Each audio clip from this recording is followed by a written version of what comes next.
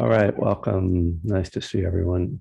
As I mentioned before we started recording, I am at Southern Dharma Retreat Center. Really a beautiful place. If you ever get a chance to come here, it's very small. They only have, I think, room for about 25 uh, retreatants. Uh, it's in the Smoky Mountains, very green and beautiful. The creek running through the property, and uh, just really lovely spot. It is not accessible, so they definitely are not following the ADA necessities. Uh, it's quite a trek just up the hill to the meditation hall, but it's a beautiful hall, all wooden, sort of probably built out of trees that they chopped down here. It was built back in the 70s. And so we'll continue to work with a burning desire today. And I was mentioning before that I was looking for the original text on my computer because I don't have the hard copy of the book with me. And I actually found some early writing I did for the book, which was about 80 or 90 pages of memoir material. And I said to Greg, maybe I should publish this. So if I run out of things to write, I might dig up. And, I've never written a memoir, although a lot of my story is in my books. And it might be fun to do that, although it's a little bit painful at the same time. Our pasts are not always things we want to revisit. Once you do your fourth step, it's like, all right, leave that behind. Anyway, so we'll begin with a period of 20 minutes of meditation. And then I'm going to read a little bit about faith, or the higher power of faith, as it's called in the book. So settling into your meditation posture. And that can be upright or reclining if you need to be reclining. Greg and I were talking about the sort of energetic aspect of meditation. And that's the thing to really check with your posture. Is your posture supporting you energetically? And you can kind of see that through your mental states and through your physical states. Whether you feel alert, whether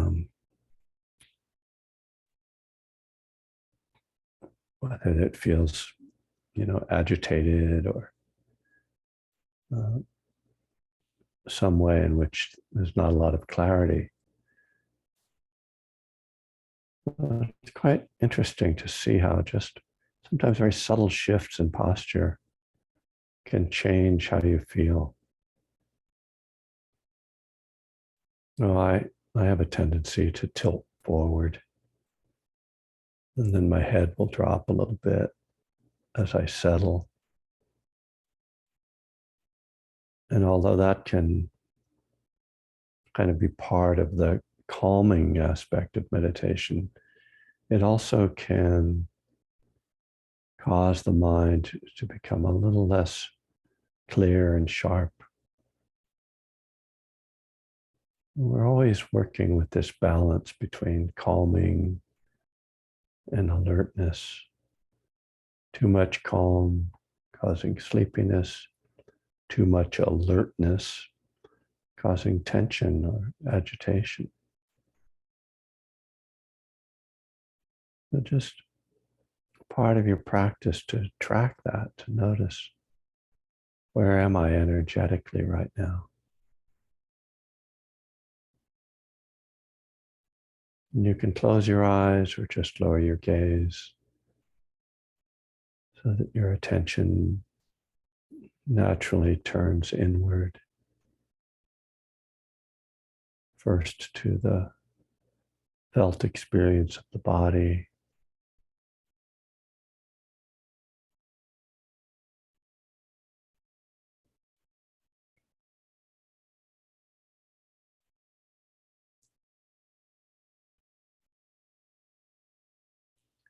awareness of any sounds in your environment or sounds coming through my microphone.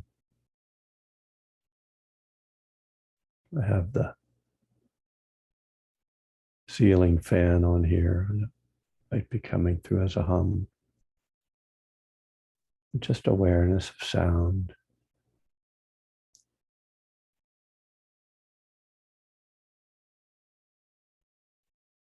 Letting the body settle and relax. Releasing the shoulders. Relaxing the jaw. Softening the belly.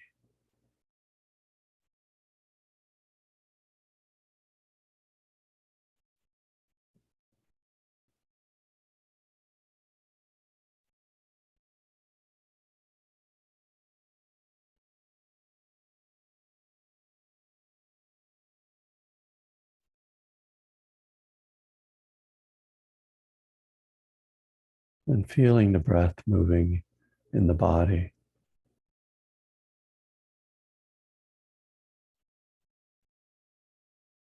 Noticing the different rhythms of breath as you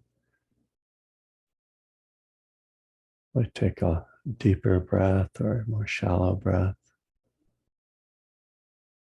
Sometimes the breath gets very subtle.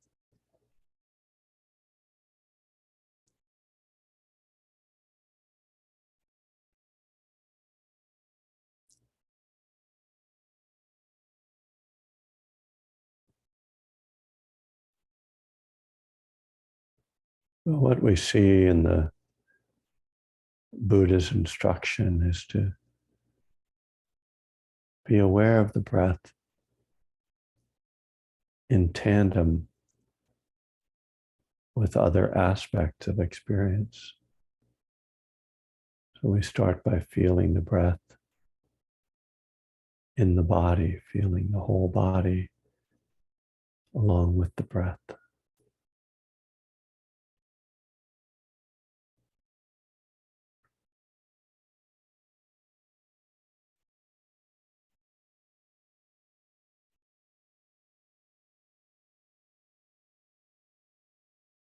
So this requires a certain kind of openness that allows you to feel, be aware of two things at once, the breath and the rest of the body. Of course, the breath is happening in the body, so it's not a really separation of things. We're like two different perspectives.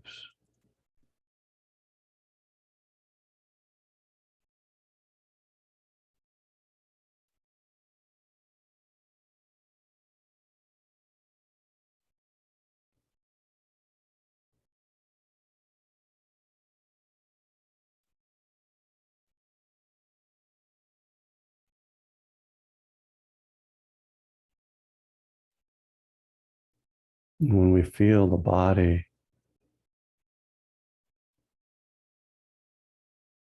there are different levels of feeling the body. There's the obvious things like sensations on the skin, maybe the hands touching wherever they are,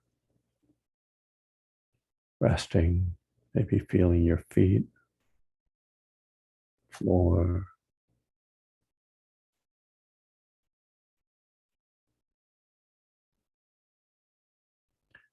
As we tune in, we start to feel the more subtle energies happening in the body.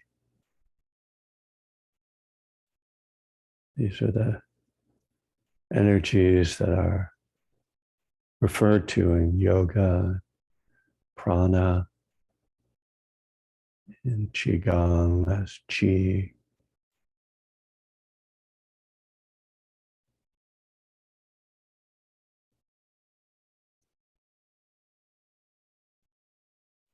There's different ways these can manifest. Times we're not able to pick up on them, which is fine. But if we do, there can be a sense of movement, of flow.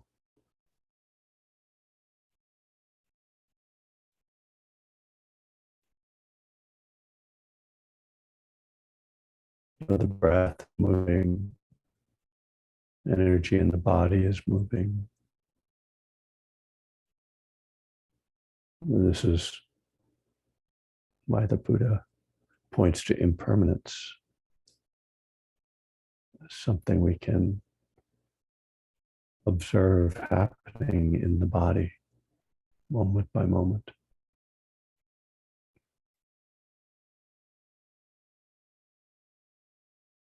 The body isn't as solid as we normally perceive it to be.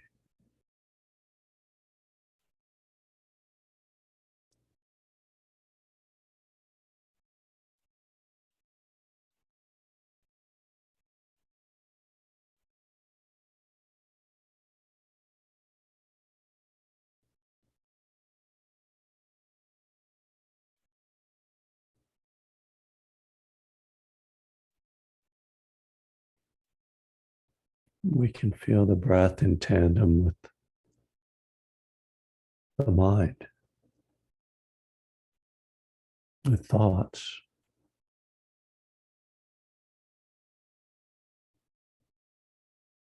Mental impressions,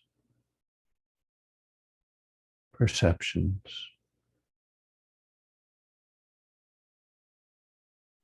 reactions.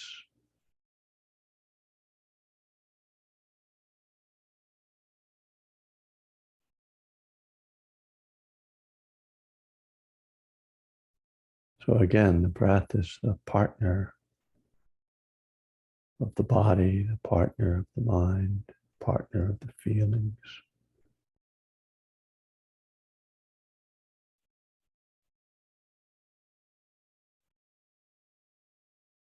It helps to keep us grounded,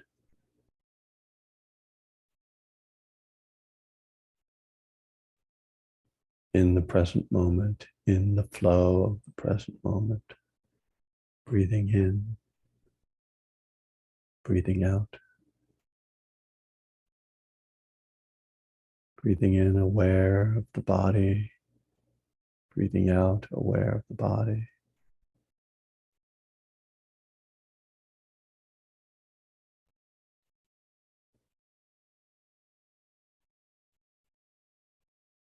Breathing in aware of feelings, breathing out aware of feelings.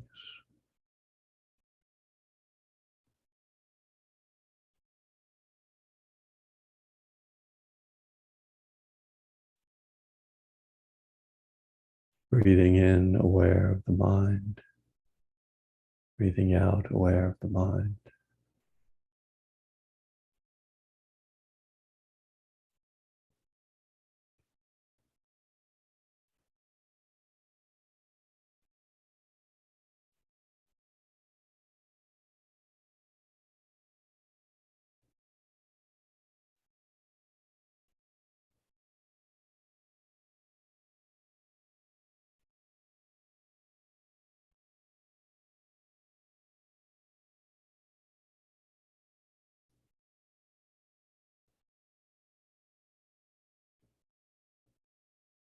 This can then have the natural effect of calming the body,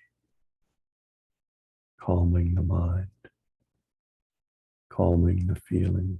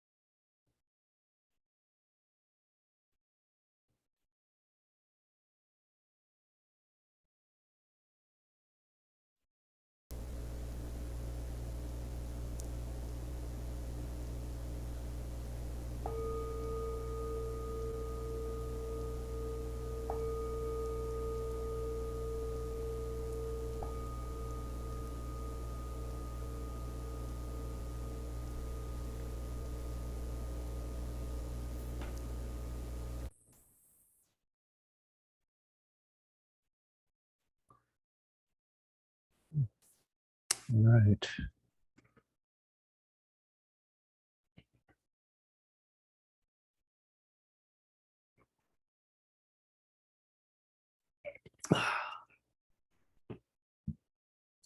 So as I mentioned before, I'm going to talk about faith today. And I'll read a little bit from Burning Desire. I don't know if this is the final version, just what I found on my computer. So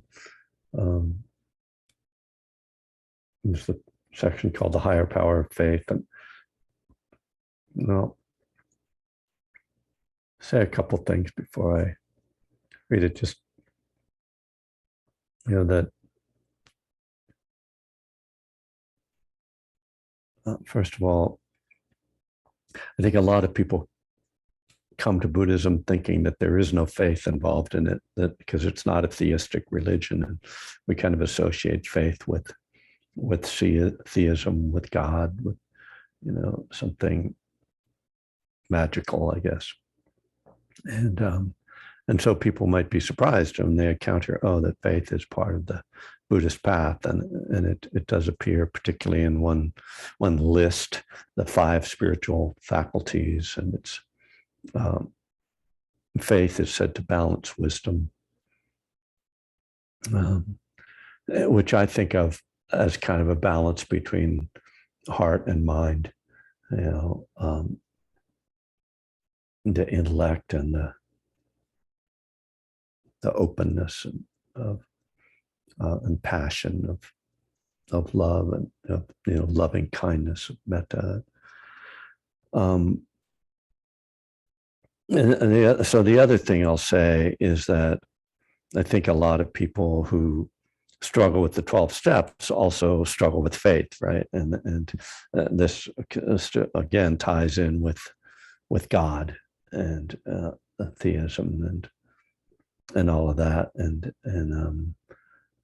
so I think one of the reasons people come to Buddhism who are working in recovery is to find a way to get around that, or maybe to solve that question. So just wanted to kind of put those 2 ideas out there before I read this section, which, as I said, is called The Higher Power of Faith. And as I have in the book, each little higher power has a little italicized sort of definition. So it says the higher power of faith gives us the confidence to continue our practice and our program despite obstacles. It softens and opens our heart, inspiring us with the joy of knowing we are on the right path. There are 2 basic kinds of faith, and I've had a hard time with both of them in my life. One is the faith in myself, and the other is religious faith in something outside me, a teaching, practice, or dogma. As a child, I believed in all the teachings in the Bible, the miracles and magic. It was exciting and inspiring to think these things had happened sometime in the distant past. I went to church, I confessed my sins as a Catholic, and I prayed. I took communion, and I believed I had the body of Christ inside me. I felt a sense of the sacred, the holy. But my faith must not have been very strong, because when my brother Michael, who was 3 years older than me, got his driver's license, I started skipping Sunday Mass. We would dress up in coats and ties, wave to our parents, and get in my father's Buick convertible. We'd drive out of town, off into the Pennsylvania countryside, putting the top down and turning up the radio, driving for the joy of driving. Michael liked to drive fast. He'd take the winding country roads like we were at Le Mans. The only praying I did was that we wouldn't have a head-on crash when we passed somebody on a blind turn. My religious training was sidetracked when Michael started to mentor me. His critical analysis of Catholic doctrine swayed me. Over the next 4 years, I followed him in his cynicism and rejected the church and the ideas I'd accepted for so long. Still, some part of me wanted salvation, a magical fix or transformation. And I think that's what drugs and alcohol became. I didn't have to take the risk of faith with pot, just smoke it and get what I wanted. Beer didn't require any commitment, just drink the stuff. Through my 20s, I lived a largely faithless life. In my early 30s, as I was beginning to delve into Eastern spirituality, I met a homeless guru named Ananda, bliss in Sanskrit, who told me that if I would just, quote, live on faith, unquote, I'd get enlightened. By that time, I'd decided that I needed some kind of spiritual magic to solve my problems.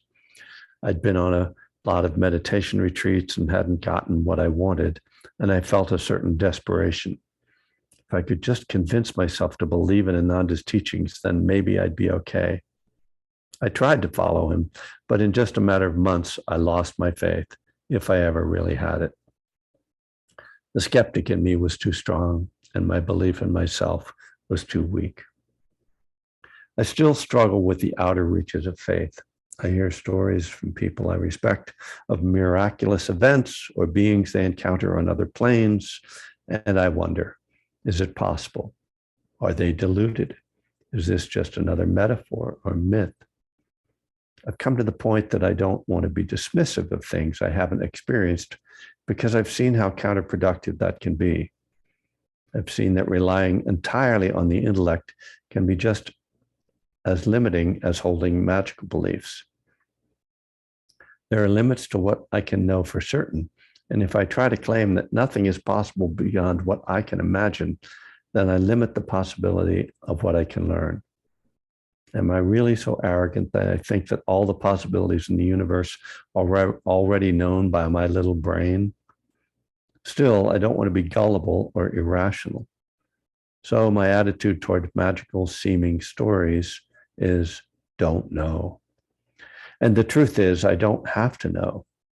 What I've found in recovery and in Buddhist practice is that my faith doesn't have to be so extensive for it to be useful. In fact, one of the reasons I'm writing this book is so that skeptical people can connect with the higher power without surrendering their intelligence. Yes, you'll have to trust in some things that you can't absolutely prove, like the law of karma, but not what doesn't make sense. Faith in myself is another matter.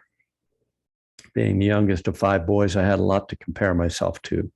Each of my brothers had special qualities. Dave, his humor and drive. Jerry, his brilliant intellect and musical talent. Pat, his charm and athleticism. Michael, another brilliant intellect with a gift for design and making things. What did I have? Not that I was worthless, but I didn't feel that I could exceed my brothers with any special gift. Ironically, my way of acting out this lack of confidence was to aim for being a rock star. Because I didn't have any realistic faith in myself, I instead fell back on magical faith that somehow, I didn't know how, I was going to be recognized for my specialness by some record company executive and vaulted into fame and fortune. This combination of ambition and insecurity tore at me. It's still an underlying theme of my character. I wanted so badly to express myself. For years, I worked on songwriting every day, as now I write books. But my lack of confidence repeatedly undercut me. When I was 21, I formed a band to perform my original songs. The music was interesting, subtle, complex, and anti-formula. It might have found a place in the market, but I didn't have the confidence and persistence that it takes to break through in the music business. A few setbacks were all it took to destroy my faith in the project. I broke up the band after 6 months. Giving up so easily was also a kind of magical thinking. I thought if I were going to be successful, it would happen overnight. If it didn't, then it, quote, wasn't meant to be, a kind of fatalism that can mask as faith, but lacks the personal responsibility that faith requires. After all, faith without works is dead. Faith in the Buddhist teachings isn't magical. It's the confidence that comes with right view and right action. Our understanding of the truth inspires us to live wisely. When we live wisely, our actions are rewarded and our faith is strengthened. In this way, we build a reliable faith. 12-step recovery works in much the same way. We stop acting on our addiction for one day. We see the results. We stop for another day. gradually we build faith in the program and in ourselves. We don't have to start with the strong belief. When I got sober, I thought maybe this will work. I was skeptical enough that I didn't do what they said I should. I didn't get a sponsor or go to lots of meetings. I just stopped drinking, using, read the literature, and dropped in on meetings, sitting in the back, watching and listening. I also practiced meditation regularly. For some people, I'm sure this wouldn't be enough. I'm fortunate that it got me through a year sober before I realized I needed more. By then, I had developed enough faith in the program that I was willing to commit more. The higher power of faith, then, is the ability to continue on the path through challenges, doubts, and difficulties. Second summer of my sobriety, I was struggling. I'd been on the periphery of the 12-step world while traveling with the road band. And now I was back in LA.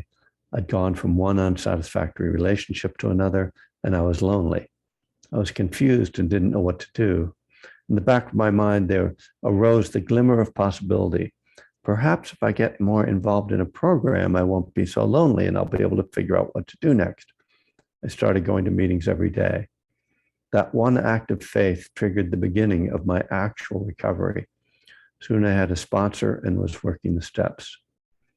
I got the confidence to start my own band and look for an interesting day job. I still didn't know exactly where I was headed, but I trusted something in the path and in myself. I trusted that if I just tried to do the right thing with openness and acceptance, that I'd wind up in a better place. And I trusted that I could actually do this. These two elements of faith weren't leaps, but small steps. Those small steps unfolded over years and decades to the life I have today. I still don't have wholehearted faith. I'm still a skeptic, but I trust in karma and I trust in honesty. I have faith in surrender and acceptance. I have confidence in mindfulness. I believe in love, compassion, and forgiveness. These are great powers, and my commitment and faith in them gives me power.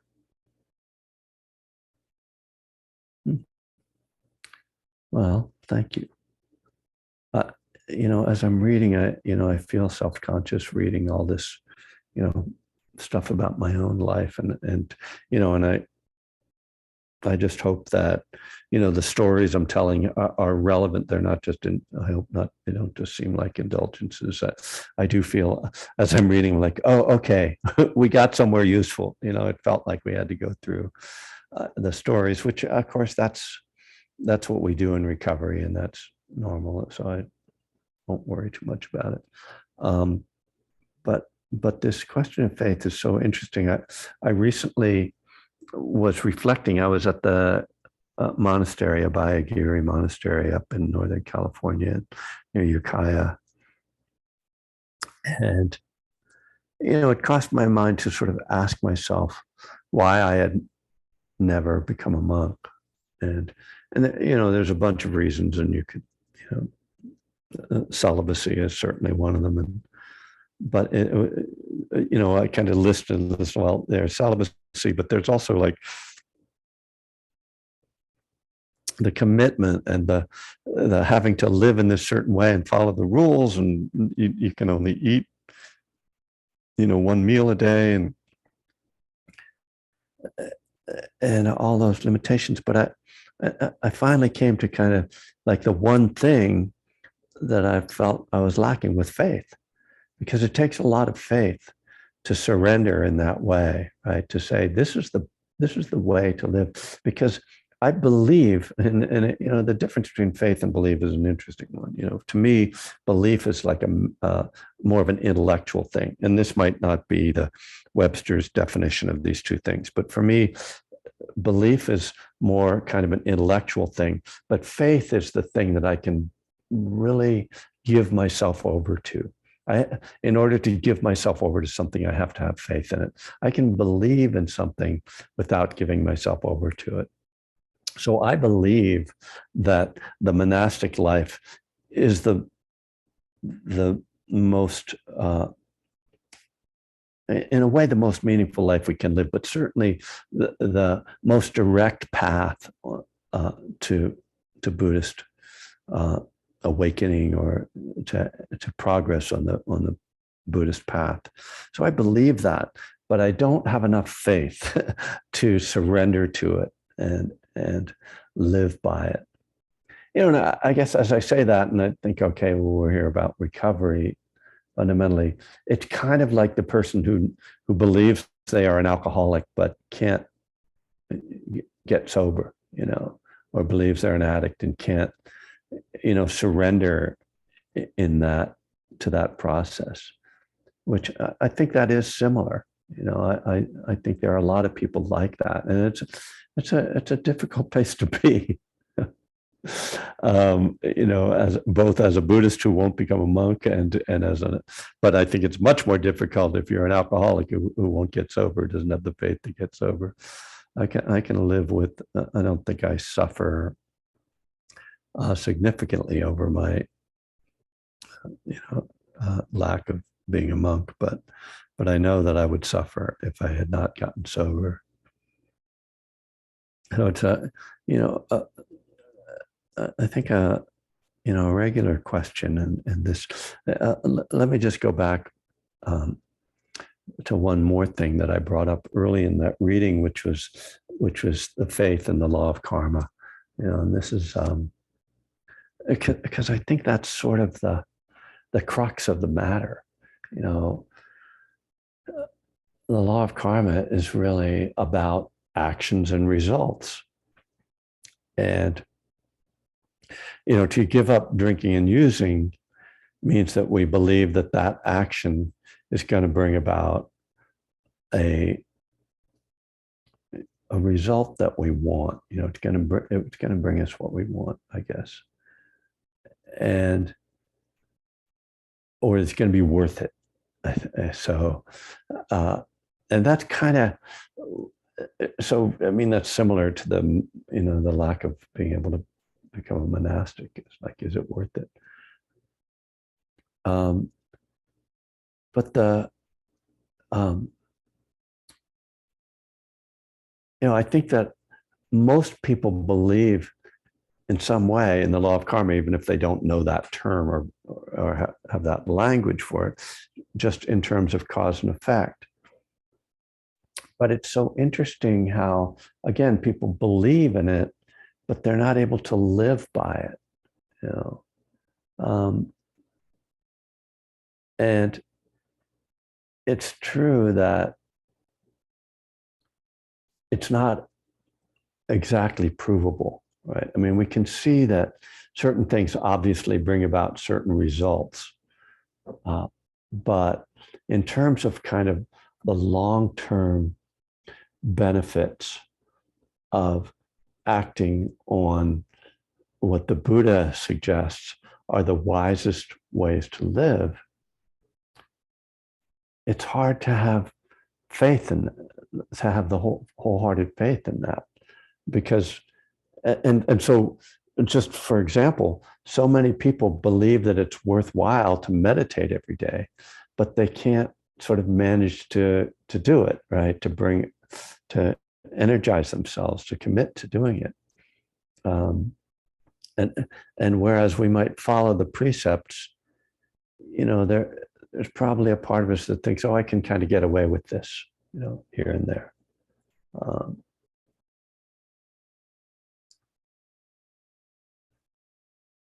I guess other place where it's so key is around loving kindness and compassion.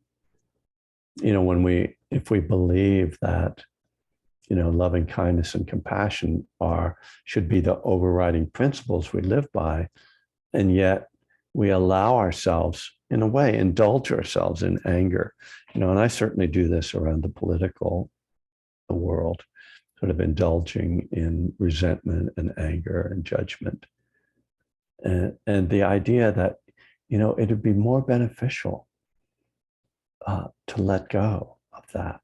Do I trust in the law? Do I have enough faith in the law of karma that if I have compassion and love for these people that I'm angry with, that actually that will be beneficial? and to bring it back to more the personal.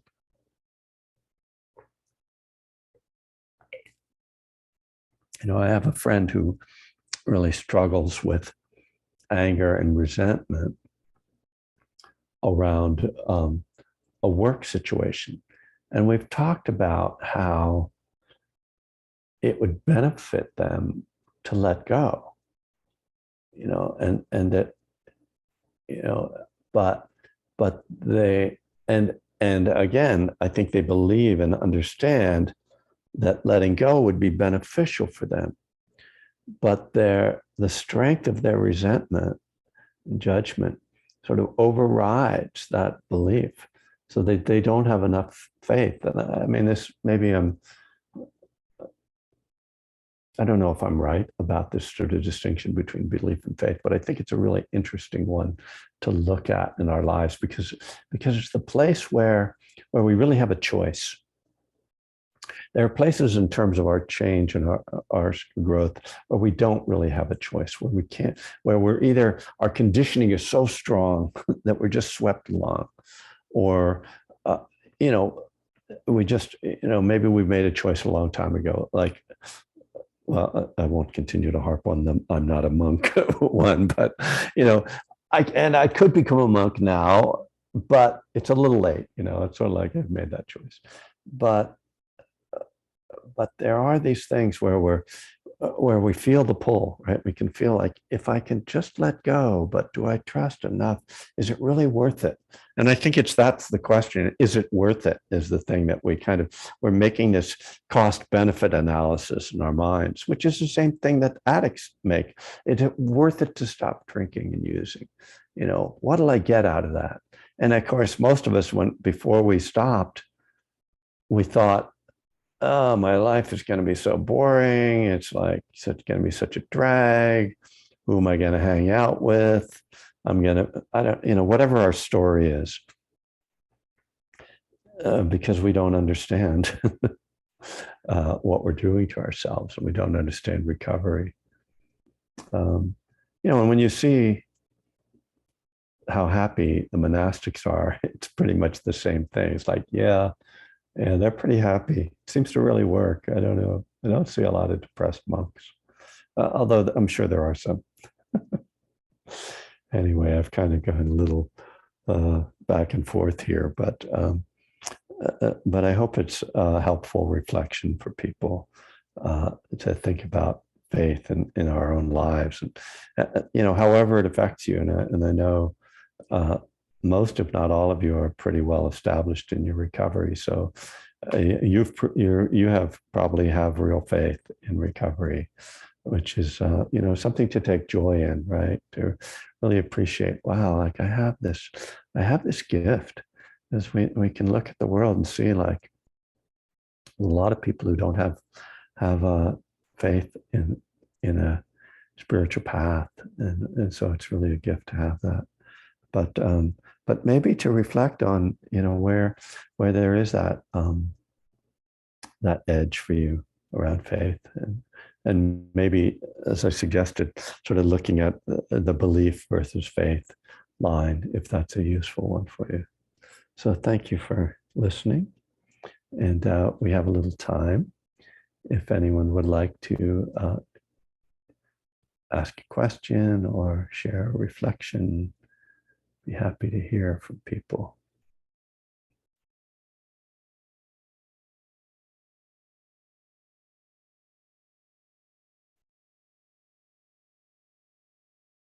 Gail has her hand up.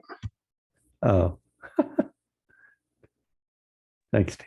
I was on the other screen. I went to the next screen. Go ahead, Gail. Hi. Hi, Kevin. Hi, everyone. I was, when I was reading this, I was trying to, I've also had this back away issue with faith, that there's some kind of religious connotation to it. So I was trying to figure out, how are you defining it? And I circled a couple of times. You said in here, trust, and there's trust, and there's trust. And then on that last page that you read, it's sort of a if then. If I get more involved in the program, then I won't be so lonely. And that was the first act of faith that started your program of recovery. And then another one was, if I just try to do the right thing with openness and acceptance, then I'll wind up in a better place. So it's kind of that, if I do this, then that, if I have that belief, if I have that itself is the trust. Yeah. Which Are is, you which asking, is, well, asking me that's, that? yeah, Yeah. the law of karma, like if I Yeah. do this, then this will happen. Because you mentioned that, and that's kind of what I'm seeing, that faith is equivalent to law of karma.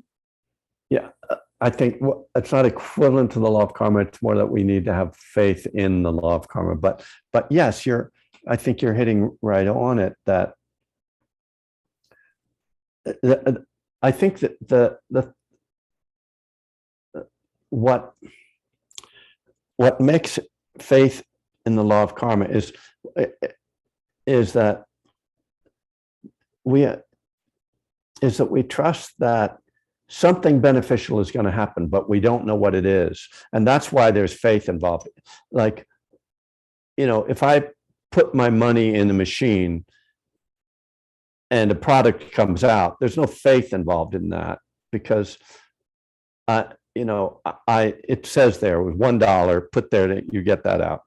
And so, but with the law of karma, it's more like, I put the dollar in the machine and I don't know what's going to come out, but I know something good is going to come out. Like it's a machine that just only distributes good things, out of, if you put good things in, good things come out.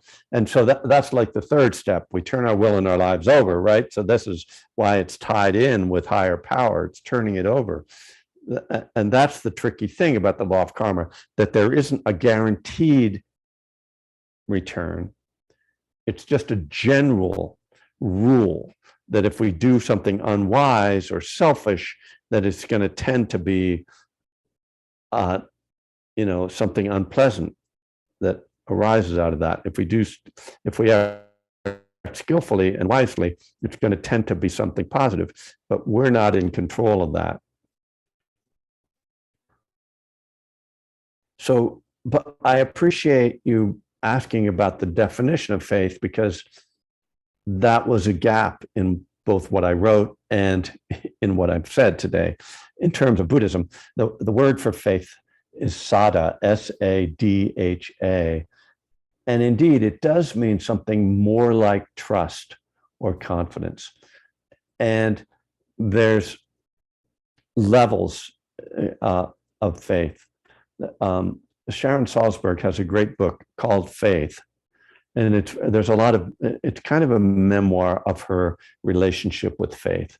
And she talks about how there's these different levels of faith in Buddhism, where we start out with this kind of like, okay, enough faith to just show up and try meditating, but then it starts to work so that we see that it really is something we can count on, and that becomes verified faith. So the early stage of faith, though, I think that's the one they call bright faith, where you're like kind of all in, but you really don't know what you're getting into. And so it's a great like energizer, but it's also risky, because you can wind up like I did, like following a cult leader because you have faith in him, but it's sort of unverified faith. But with Buddhism, the suggestion is that we do a little bit at a time, and that the faith then develops, the confidence, the trust develops with the development of our practice and with the kind of positive experience and feedback that we get from that. Thank you. Thank you for asking. And thank you for pointing that out, because that's a bit of a gap in there. Maybe we can do a new version of the book. Ha. Monica. Hi, everybody. Well, I'm going through a thing. My mother is 97 and fell and broke her hip. She's in the hospital. They were able to fix the hip, but she now has post-delirium, post-op delirium. And I was tired, and it was a long day. And gosh, people are coming in. now. I'll get an eye on it. Don't Yeah. worry. Okay.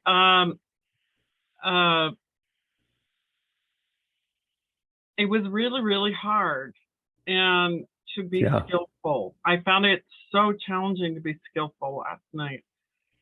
And I was thinking about, this is exactly what the Buddha was talking, what changed his mind, what made him go out on the path, because on the second noble truth, he's addressing the aging process and how much suffering there is.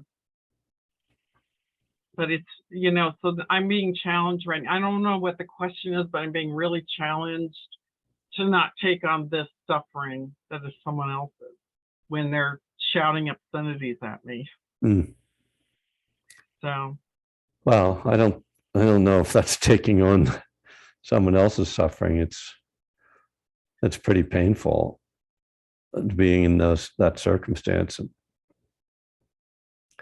I certainly don't think there's any reason to judge yourself for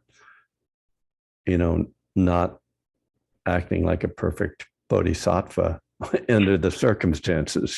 Just hang in there, get through it, because remember it's impermanent and forgive yourself for any shortcomings, because that's just unbearable. I've been in circumstances with people like that, and yeah, it's just because they are, as you said, they're in delirium, so they're not in reality.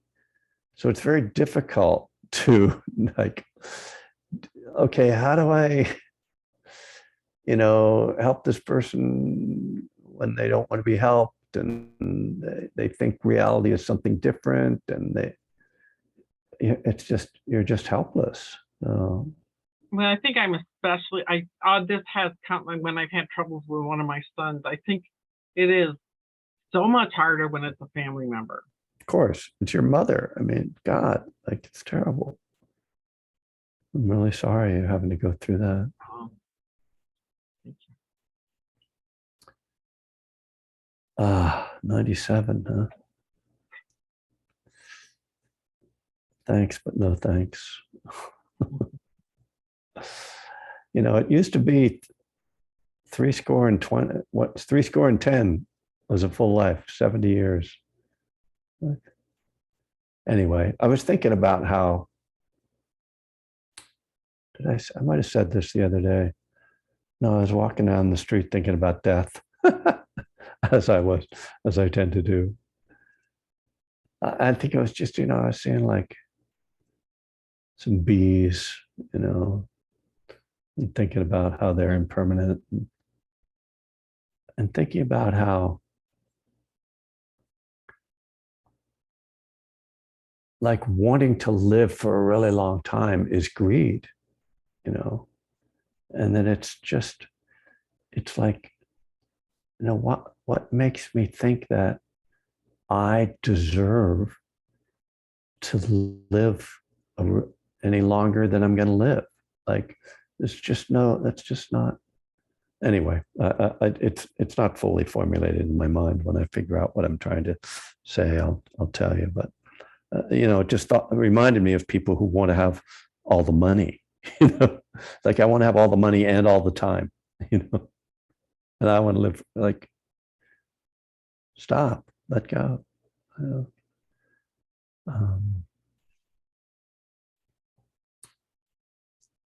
Yeah. What's enough? Always a question. So it is now the top of the hour, different hour for me than usual. 11 o'clock. Mike has his hand up. Oh, good. Thanks, you guys, for keeping an eye out for me.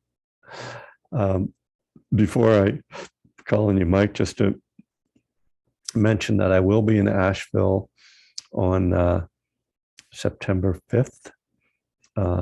And it's on my website, on the front page of my website, kevingriffin.net. And I'm also going to be in Minneapolis on the 24th and 25th, as well as doing a conference on addiction in Wisconsin. I'm not sure I even have that on my website. September 25th. No, I don't. Anyway, Mike. Hi. Hey, Kevin. Good morning, everybody. Sorry, I don't mean to hijack the meeting. I just was Not going at all. to make a comment about faith and how it's funny how it all comes back, kind of comes down to faith and recovery. It's, when I was drinking and using, I had no faith. It was like kind of I don't know, purposefully, but just didn't seem like I had any faith in anything. But in order to get sober, I mean, you almost have to have faith that, we can't get rid of that compulsion to drink on our own, right? It's just, we just have to have the faith to keep doing that, day by day, the tough days, those first 30 days, 90 days, you just got to gut it out and keep doing the right thing and going to meetings. And then just kind of, there's the magic where the obsession to drink is just lifted, and I kind of think of that as the faith part. And here I am, an atheist, agnostic, don't believe in that kind of stuff. But yet now I kind of believe that, the trust, like you're saying, maybe trust and confidence are a better word than faith. But I believe in, the law of karma and honesty and your actions and, all these powers that we were talking about. And, it's like a head heart thing, like you were saying, that you kind of feel it in your heart more, and it gives you kind of the confidence and faith to keep acting. So that was all I wanted to say. Yeah, no, I think you summed it up well. It's, yeah. And we can see that people who don't make it, people who can't do it, definitely lack that, lack that sense of any value coming from doing that. They just don't really believe in it. I mean, that's one way of defining it. I think there's other ways to do that, to define that. But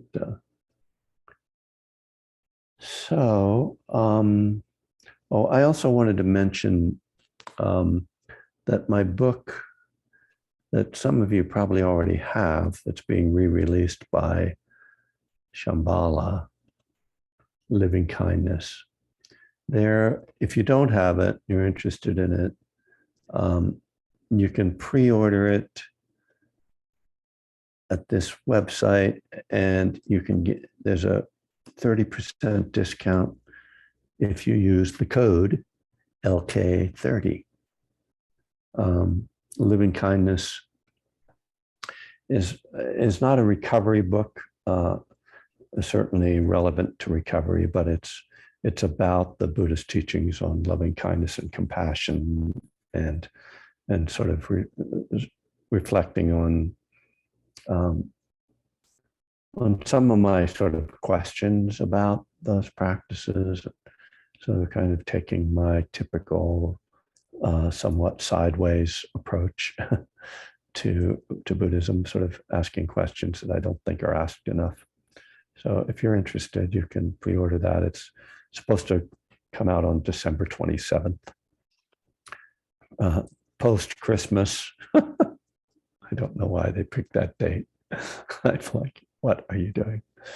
So anyway, and Walt, hello, nice to see you. You're going to cover this Friday for folks? Yeah, I believe that's the plan. Good. And then you're going on 6-week retreat or 3-month retreat? 6 week. Yeah. 6 week. Did I say 6 month? No, you said 6. Well, it's 3-month retreat, but I'm doing the first half. So yeah, 6 weeks. That's great. That's wonderful. You're going, and I don't know if Sarah will actually listen to you, but I mean, I'm sure she listens to you, but I mean, that I would be happy to like take Abigail to the park or something one day, if she needs a break, she can always call on me. I know Abigail doesn't know me very well, but if I took her to the park, she would know me. And seriously, I'd be happy to help out during that time. So, Thank you. Appreciate yeah. that. Of course, I would probably bring her over to my house and have her watching golf on TV, but don't tell Sarah. Cool. Thanks. All right. Have a great retreat. All right, folks. Thanks for showing up today, and be well.